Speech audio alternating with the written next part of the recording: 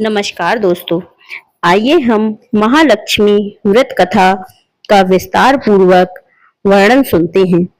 एक समय महाराज युधिष्ठिर श्री कृष्ण भगवान से बोले, हे पुरुषोत्तम, नष्ट हुए अपने स्थान की पुनः प्राप्ति कराने वाले और पुत्र आयु सर्वेश्वर तथा मनवांछित फल देने वाले किसी एक व्रत को मुझसे कहिए। श्री कृष्ण ने युधिष्ठिर से कहा, सतयुग के आदि में जिस समय दैत्यराज वृत्रासुर ने देवताओं के स्वर्ग लोक में प्रवेश किया था, उस समय इंद्र ने यही प्रश्न नारद जी से किया था। इंद्र से पूछे जाने पर नारद जी कहने लगे, हे इंद्र, सुनो, पूर्व समय में अत्यंत रमणीक पुरंदरपुर नामक एक नगर था। उसकी भूमि और पर्वत रत्नों से भरे हुए थे। वहां की स्त्रियों के कटाक्ष रूपी नयन वाणों में कामदेव तीनों लोकों में अपने वश में कर लेता था। वह नगर धर्म, अर्थ, काम, मोक्ष इन चारों पुरुषार्थों का उत्पत्ति स्थल होने के कारण संसार का भूषण रूप था। उस नगरी की कारीगरी को देखकर विश्वकर्मा भी अपने मस्तक को सदा हिलाया करते थे। उस समय में मंगल नाम का एक राजा राज्य करता था। उसके साथ एक अभागी चिल्ल देवी और दूसरी यशस्विनी चोल देवी, ये दो स्त्रियां रहती थीं। एक समय मंगल राजा चोल देवी के साथ महल के शिखर पर बैठा था। वहां से उसकी दृष्टि समुद्र के जल से घिरे हुए एक स्थान पर पड़ी। उसे देखकर अति प्रसन्नचित्त राजा ने हंसकर चोल देवी से कहा, हे चंचलाक्षी, मैं तुम्हारे लिए नंदनवन को भी लजाने वाला एक बगीचा बनवा दूंगा। राजा के वाक्य को सुनकर रानी ने कहा, हे कंत, ऐसा ही करिए। तदनुसार राजा ने उस स्थान पर एक बगीचा बनवा दिया। वह बाग थोड़े ही समय में अनेक वृक्ष, लता, फूलों और पक्षियों से संपन्न हो गया। एक समय उस उद्यान में एक आकाश स्पर्शी विकराल शरीर वाला मेघ तुल्य काला और रक्त वर्ण तथा चंचल नेत्रों से युक्त एक सूकर आ गया। वह आदमी अपनी दाढ़ों से सूर्य चंद्र को भी खींच सकता था। गर्जन में वह प्रलय काल के मेघ के समान था। उसने वहां आकर अनेक वृक्षों को तोड़ डाला और उस उद्यान को नष्ट भ्रष्ट कर दिया। हे युधिष्ठिर, उस शूकर ने किसी वृक्ष को जड़ से उखाड़ा तो किसी को दांत से तोड़ा तो किसी को दांत की रगड़ से नष्ट कर दिया। काल तुल्य उस शूकर ने कई रखवालों को भी मार डाला। तब उद्यान के रक्षक भयभीत होकर राजा के पास गए और सब हाल कह सुनाया। यह बात सुनकर राजा के नेत्र क्रोध से लाल वर्ण हो गए। राजा ने अपनी सेना को आज्ञा दी कि शीघ्र जाकर उस शूकर को मार डालो। तदंतर राजा को भी एक मतवाले हाथी पर सवार होकर उद्यान की ओर चल पड़ा। वह सेना अश्व समूह रूपी वस्त्र से ढकी हुई पृथ्वी को हिलाती और रथों को तीव्र गति से उत्पन्न पवन से पर्वतों को कपाती तथा पैदल सेना के शब्द से दिशाओं को पूरित करती हुई बगीचे के समीप पहुंची और उसे चारों ओर से घेर लिया। अपने उच्च घोष से दसों दिशाओं को प्रतिध्वनित करता हुआ राजा बोला, जिसके रास्ते में यह सूकराधम निकल जाएगा, उस सिपाही का सिर शत्रु की भांति काट डालूंगा। राजा के वचन सुनकर सूकर जिस मार्ग में राजा खड़े थे उसी मार्ग से मनुष्यों की सी चेष्टा करता हुआ निकल गया और राजा कोड़े से अपने घोड़े को मारते ही रह गए। राजा लज्जा से चंद्रवत कलंकित होकर सूकर के पीछे पीछे सिंह व्याघ्र से युक्त घोर वन में जा निकला। उस वन में तमार, ताल, हिताल, साल, अर्जुन आदि के वृक्ष थे। वहां विविध लताएं भी थीं। झिल्लियों के झंकार से दसों दिशाएं मुखरित हो रही थीं। उस घोर वन में राजा एकाग्रचित्त से उस सूकर को ढूंढ रहा था। एकाएक सूकर से सामना हो गया। तब राजा ने वैसे ही बाण से उस सूकर को घायल किया जैसे इंद्र ने पर्वतों के पंख काटे थे। बाण के लगते ही सूकर अपने अधम शरीर को छोड़कर दिव्य गंधर्व स्वरूप धारण कर विमान पर जा बैठा। गंधर्व बोला, हे महिपाल, आपका कल्याण हो।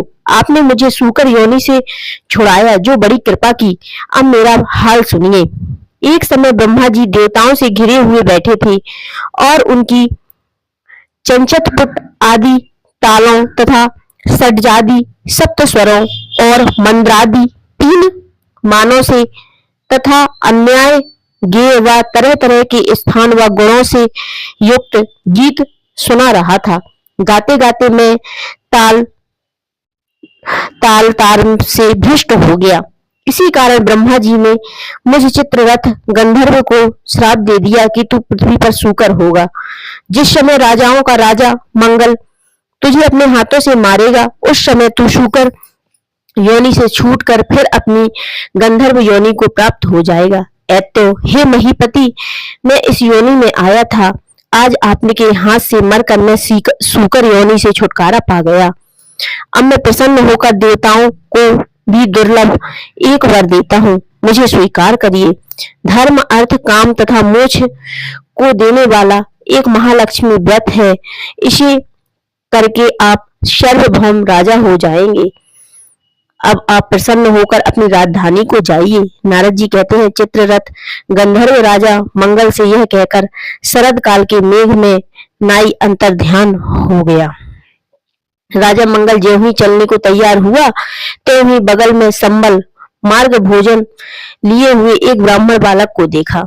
राजा ने मुस्कुराकर बालक से कहा, हे बटू, देव दानव गंधर्व राक्षस, इसमें से आप कौन हैं? सच सच कहिए, ऐसे घोर जंगल में आप किस लिए आए हैं? राजा के प्रिय वचन सुनकर बटू ने राजा को आशीर्वाद देते हुए कहा कि हे राजन, मेरा जन्म आप ही के देश में हुआ है, मैं आपकी के साथ यहाँ आया हूँ, मेरे योग्य यदि कोई कार्य हो तो बताइए। राजा ने कहा, आज से मैं आपको नूतन कहूंगा। हे बटू, अगर यहाँ कोई तालाब हो तो उसमें से मेरे लिए थोड़ा सा जल ले आइए। राजा के वचन सुनकर बटू ने राजा को एक बरगद की छाया में बिठा दिया और स्वयं घोड़े पर सवार होकर पक्षी गणों के कलरव सुनता हुआ आगे चल पड़ा। थोड़ी ही दूर आगे जाने पर उसे एक अति रमणीक तालाब दिखलाई दिया।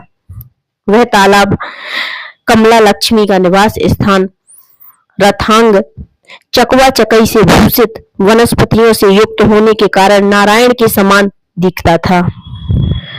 वह तालाब वायु के सैकड़ों यत्नों को निष्फल करने वाला, विष रहित अगस्त मुनि की पिपासा को शांत करने वाला, समुद्र से भी अधिक गंभीर, शीतल, मंद सुगंध वायु, स्वच्छ जल से भरपूर था।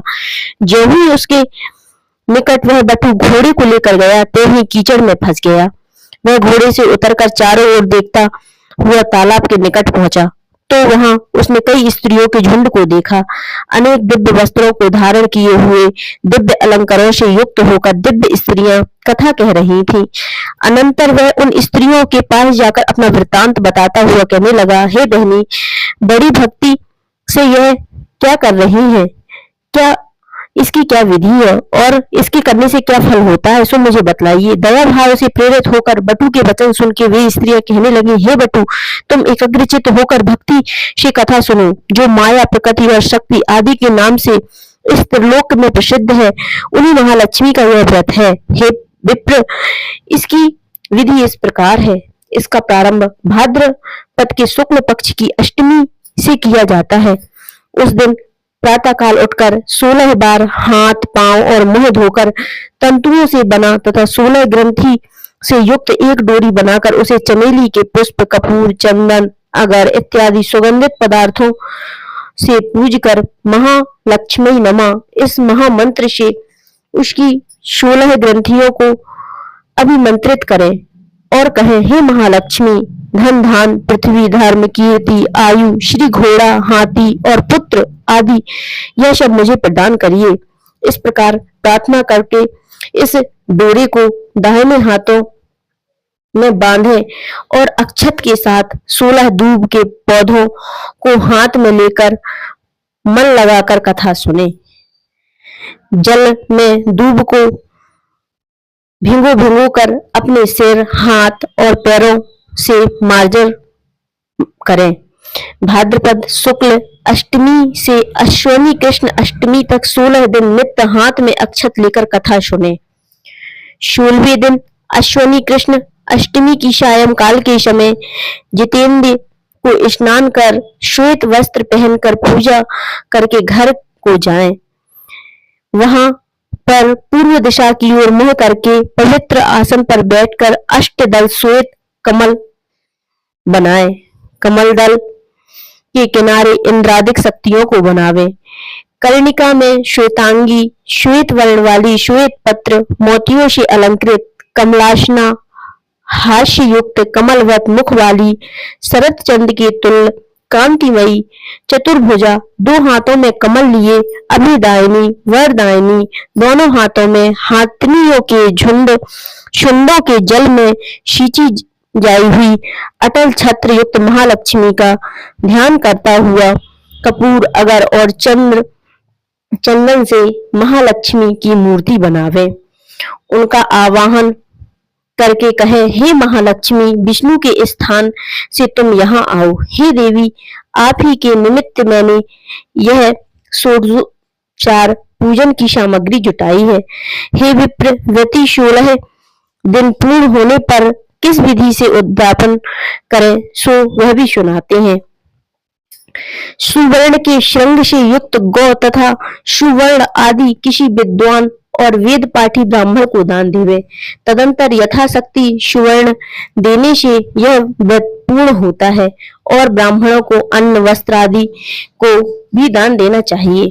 इस प्रकार विधि विधान बताकर वे स्त्रियां बोली, हे विप्र, सब व्रतों में उत्तम यह व्रत हमने तुम्हें कहा है, इसके करने से मनोवांछित फल प्राप्त होता है। हे विप्र, तुम इस उत्तम व्रत को करो और अपने राजा से भी कराओ। यदि कोई अन्य श्रद्धावान व्यक्ति मिल जाए तो उससे भी यह व्रत कराओ। हाँ, नास्तिकों के सामने यह व्रत कभी ना कहना। स्त्रियों के वचन सुनकर ब्राह्मण बालक उन स्त्रियों को नमस्कार करके घोड़े को कीचड़ से निकालकर और उसे पानी पिलाकर कमल के पत्ते में राजा के लिए जल लेकर घोड़े पर चढ़कर राजा के पास आया। राजा को जल देकर उक्त व्रत का महात्म्य राजा को बताया और अनेक प्रकार की सामग्री एकत्र करके उस व्रत को राजा से कराया। राजा मंगल इस व्रत के प्रभाव से राजाओं में श्रेष्ठ राजा हो गया। तदंतर वह राजेंद्र घोड़े का सवार होकर ब्राह्मण बटु के साथ अपनी पुरी को निकट जा पहुंचा। अपने राजा को आते देख पुरवासियों ने तुरंत ही आदि घोड़ा बाजाओं को बजाते हाथों में बड़ी बड़ी ध्वनि तथा माला को लिए कलशों को सिर पर रखे और घंटा आदि बजाते हुए आए। उस समय नगर अत्यंत सुशोभित था। मार्ग में रूपवती स्त्रियां राजा के दर्शन के लिए दौड़ कर आई। कोई स्त्री हाथ में हार लिए तो कोई खुले केस, तो कोई एक आंख से अंजन लगाए, कोई नितंबों के भार से बोझिल और कोई पुष्ट स्तनों वाली स्त्री राजा को देखने के लिए तन बदन की सुधि भूलकर दौड़ आई। इस प्रकार अनेकों स्त्रियां राजा को देखने आई थीं।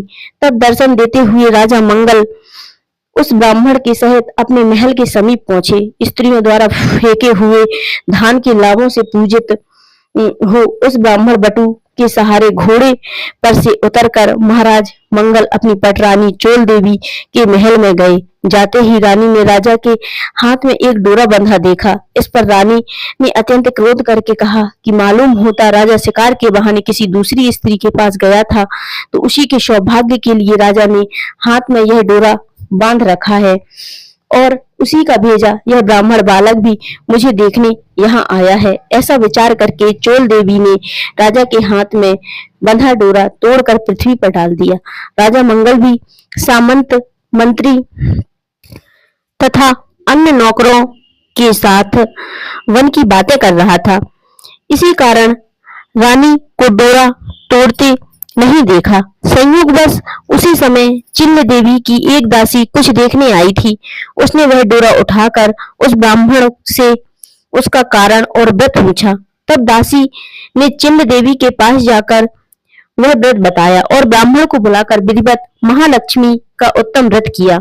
एक वर्ष बाद महालक्ष्मी के दिन चिल्ल देवी के मकान में बाजाओं का शब्द हुआ और वह शब्द राजा मंगल ने भी सुना। तब राजा को महालक्ष्मी के व्रत की बात याद आ गई और वह बटू से कहने लगा, अरे आज महालक्ष्मी की पूजा का दिन है, मेरा वह डोरा कहाँ है? वह पूछने पर बटू ने चोल देवी के द्वारा डोरा तोड़ जाने का हाल कहा। सुनकर राजा चोल देवी पर अत्यंत कुपित हुआ और कहने लगा, आज से चिल्ल देवी के ही घर में पूजा करूंगा। ऐसा विचार कर राजा बटू के साथ लक्ष्मी जी के पूजन के लिए चिल्ल देवी के घर में गया।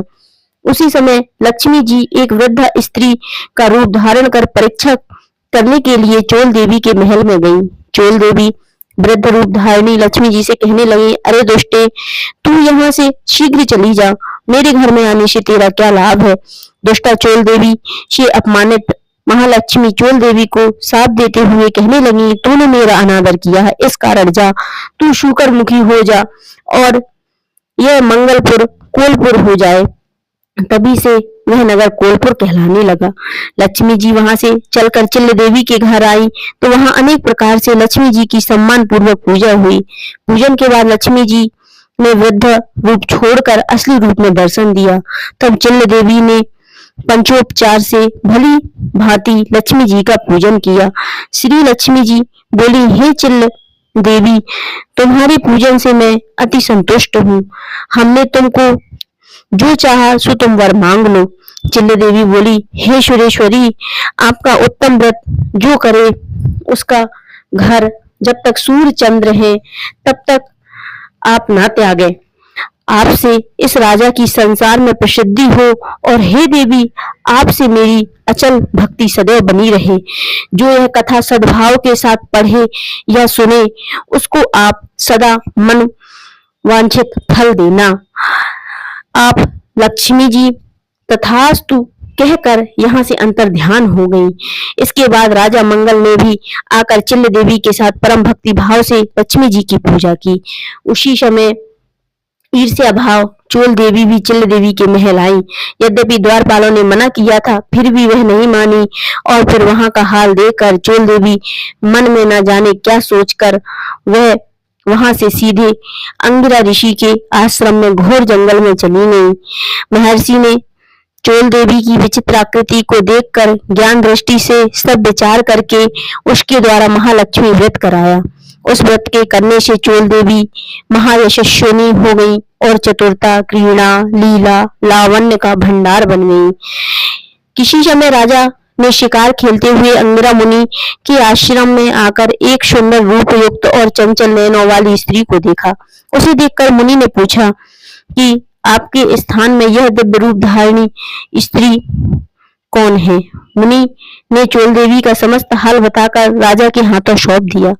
तब राजा चोल देवी के साथ नगर में आकर चिल्ल तथा चोल देवी के साथ अनेकों अनेक भोगों को भोगने लगा। चिल्ल देवी और चोल देवी ये दोनों रानियां राजा से इस तरह मिलकर रहने लगी जैसे समुद्र में गंगा यमुना मिली रहती हैं। राजा भी उन दोनों से अधिकाधिक प्रीति करने लगे। राजा मंगल चिल्ल देवी के साथ अनेक भोगों को भोगता हुआ चिरकाल तक सप्त दीपों से युक्त पृथ्वी का राज भोगता रहा। महालक्ष्मी के व्रत के प्रभाव से वह ब्राह्मण बटू भी बृहस्पति की भांति राजा मंगल का मंत्री हुआ।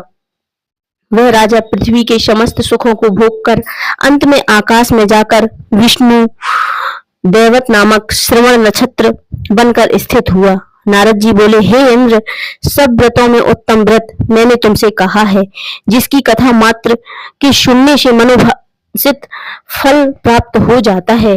जैसे तीर्थों में प्रयाग, देवताओं में भगवान और नदियों में गंगा पुनीत मानी जाती है, उसी भांति यह व्रत सब व्रतों में उत्तम है। हे इंद्र, धर्म, अर्थ, काम और मोक्ष को यदि तुम चाहो तो श्रद्धा से युक्त होकर इस व्रत उत्तम व्रत से करो। इसके करने से महालक्ष्मी धन धान, पृथ्वी, धर्म, कीर्ति, आयु, यश, श्री घोड़े, हाथी और पुत्र पौत्रादिक सब कुछ देती हैं। भगवान श्री कृष्ण युधिष्ठिर से बोले, हे युधिष्ठिर, जो नारद जी द्वारा कहा गया है यह व्रत देवराज महाराज इंद्र ने किया। इसी व्रत के प्रभाव से इंद्र को भी मनवांछित फल प्राप्त हुआ है। आप भी इस व्रत को करें, जो अवश्य ही मनवांछित फल की प्राप्ति होती है और पुत्र पौत्रादि की वृद्धि होती है। यह कथा श्री कृष्ण भगवान ने महाराज युधिष्ठिर से कही थी। मैं आप लोगों से फिर भी कहता हूँ कि अपनी अपनी मनोकामना सिद्धि के लिए यह व्रत सबको करना चाहिए। इसके करने मात्र से मनवांछित फल की प्राप्ति होती है।